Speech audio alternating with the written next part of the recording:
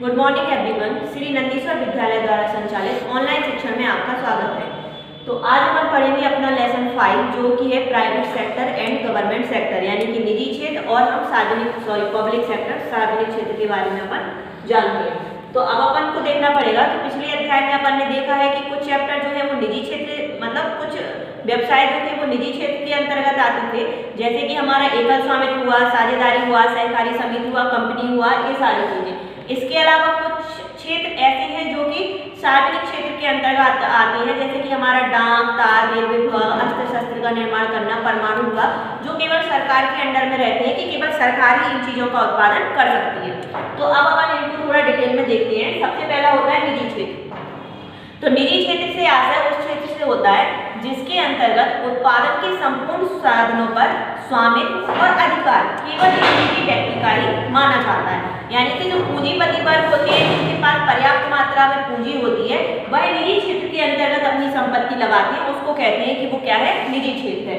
इसके अलावा बात की जाए सार्वजनिक क्षेत्र की, तो सार्वजनिक क्षेत्र का मतलब ऐसे क्षेत्र से होता है जिसके अंतर्गत क्या होता है, उत्पादन के जितने भी संसाधन होते हैं उन संसाधनों पर जो संपूर्ण स्वामित्व पाया जाता है वो किसका होता है, सरकार का स्वामित्व होता है, उसको हम कहते हैं कि वो सार्वजनिक क्षेत्र है।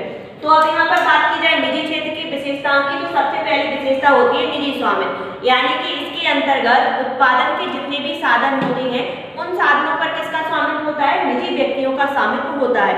भाई किन संसाधनों में अपना पैसा इन्वेस्ट करना चाहते हैं, कैसे करना चाहते हैं, कितनी पूंजी लगाना चाहते हैं, भाई एक निजी व्यक्ति का ही इसमें वो होता है कि वो अपना ही डिसीजन ले सकते हैं, उसको कहते हैं निजी स्वामित्व। दूसरा होता है लाभ कमाने का उद्देश्य। इसका मतलब ये होता है निजी व्यक्ति है जो कोई भी व्यवसाय कर रहा है, मान लीजिए कल के दिन आप कोई व्यवसाय संचालित करते हैं तो उसका उद्देश्य क्या होगा कि आपको लाभ कमाना है।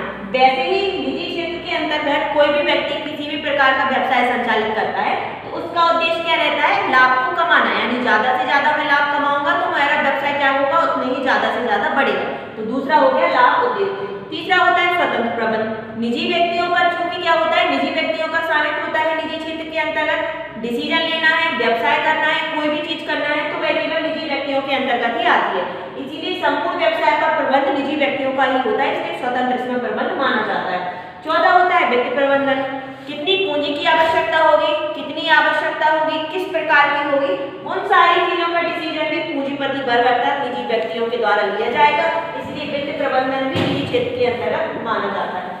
जवाबदेही का मतलब होता है चूंकि इसमें सरकार का किसी भी प्रकार से कोई इंटरफेयर नहीं रहता है, निजी व्यक्ति हैं, काम कर रहे हैं, लॉस हो रहा है, प्रॉफिट हो रहा है, व्यवसाय कहाँ था कहाँ पहुंच गया, सारी जिम्मेदारी जो होती है वो निजी व्यक्तियों की ही होती है अर्थात उनके प्रबंधक की होती है। तो इसमें जवाबदेही किसकी होती है, निजी व्यक्तियों की। तो निजी स्वामित्व होता है, लाभ कमाने के उद्देश्य से संचालित किया जाता है, वित्त प्रबंधन स्वतंत्र होता है, स्वतंत्र प्रबंध होता है और जवाबदेही भी किसकी होती है, निजी व्यक्तियों की। अब अपन देखिए इसका महत्व किस प्रकार है। सबसे पहला होता है आर्थिक विकास में योगदान।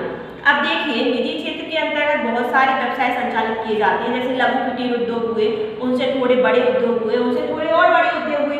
अब इन उद्योगों के कारण जब वस्तुओं का उत्पादन होता है, उत्पादन के बाद अपन उनका क्रय विक्रय करते हैं तो उसके साथ क्या होता है, उत्पादन बढ़ेगा तो उसके बाद व्यक्तियों की आय बढ़ेगी, जो बेरोजगार है उनको आय मिलेगी, तो बेरोजगारी कम होगी, धीरे धीरे प्रति व्यक्ति आय बढ़ेगी, राष्ट्रीय आय बढ़ेगी और कुल मिलाकर क्या हो जाएगा, हमारे देश के आर्थिक विकास में हमारा सहयोग मिल जाएगा। दूसरा होता है विविधता।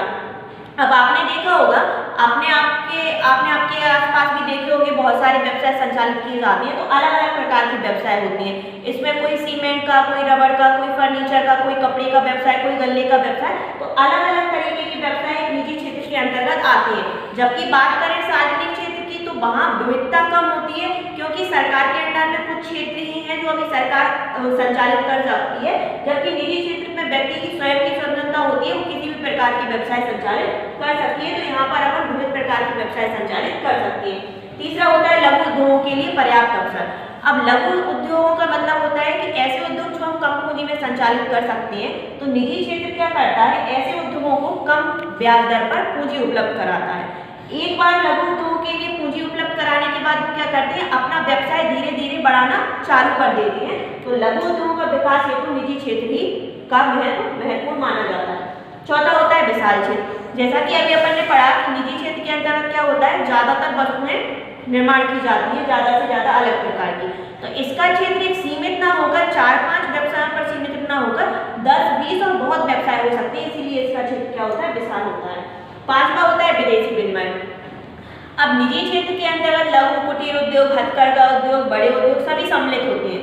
अपन वस्तुओं का उत्पादन करते हैं, उत्पादन अच्छा होता है तो हम क्या कर सकते हैं, उनको निर्यात विदेशों में भी कर सकते हैं, जिसके कारण क्या होता है, हमें विदेशी मुद्रा की प्राप्ति होती है। तो इस प्रकार ये हुआ हमारा निजी क्षेत्र का महत्व। अब अगर बात करते हैं सार्वजनिक क्षेत्र की, तो सार्वजनिक क्षेत्र से आशय एक ऐसे क्षेत्र से होता है जहां पर जो उत्पादन के संपूर्ण साधन है उन पर किसका स्वामित्व होता है, सरकार का।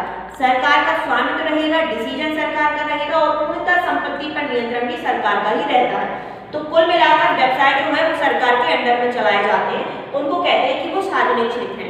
इसके अंतर्गत डाक, तार, रेलवे और अभी तो सरकार क्या कर रही है, प्रेजेंट में बहुत सारे ऐसे सार्वजनिक क्षेत्र हैं जिनका निजीकरण करती जा रही है, क्योंकि निजीकरण करने में फायदा ये है कि हमने उससे हमारा आर्थिक विकास भी बढ़ेगा और साथ ही साथ हमारा देश विकसित होगा, क्योंकि सार्वजनिक क्षेत्र में चीजें इतनी अच्छे से प्रॉपरली वर्क नहीं कर पा रही है जो निजी क्षेत्र में कर सकती है। तो इसकी विशेषता पहली है राज्य का स्वामित्व। निजी क्षेत्र के अंतर्गत जितने भी व्यवसाय संचालित किए जाते हैं उन समस्त व्यवसायों पर केंद्र सरकार, राज्य सरकार या वही लोकल की जो सरकार होती है उनका ही स्वामित्व व्यवसायों पर माना जाता है, इसीलिए इनमें राज्य का स्वामित्व माना जाता है। दूसरा होता है उत्पादन एवं आपूर्ति। अब सार्वजनिक क्षेत्र के अंतर्गत तो सार्वजनिक क्षेत्र में प्रयास क्या किया जाता है, हम वस्तुओं का ज्यादा से ज्यादा उत्पादन करें और उनकी आपूर्ति कराएं, लेकिन इसके अंतर्गत क्या किया जाता है, आधारभूत वस्तुओं का उत्पादन किया जाता है।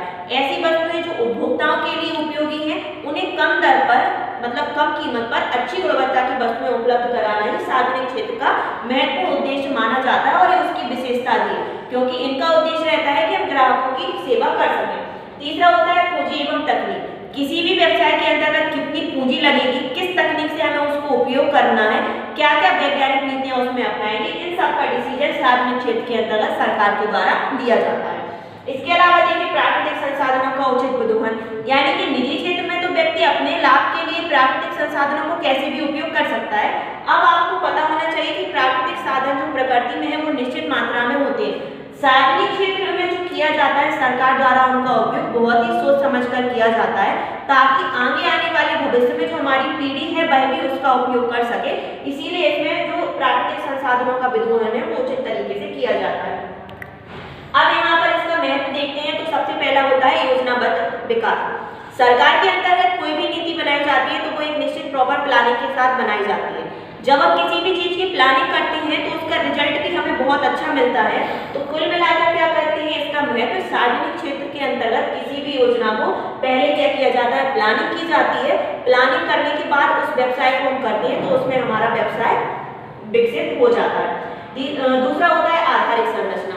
आधारिक संरचना का मतलब ये होता है इसमें डाक, तार, रेलवे जो हमारी देश की आधारभूत संरचना है। अगर डाक नहीं होगा तो यहाँ से वहाँ पर हमारी वस्तुएं नहीं भेज सकते हैं, सड़क ही नहीं होगी तो लोग कैसे यात्रा कर सकते हैं। तो ऐसी चीजें जो आधारभूत चीजें हैं वो सार्वजनिक क्षेत्र के अंतर्गत निर्मित की जाती है, इसलिए आधारिक संरचना का आधार इनको माना जाता है। तीसरा होता है जन उपयोगी वस्तुएं।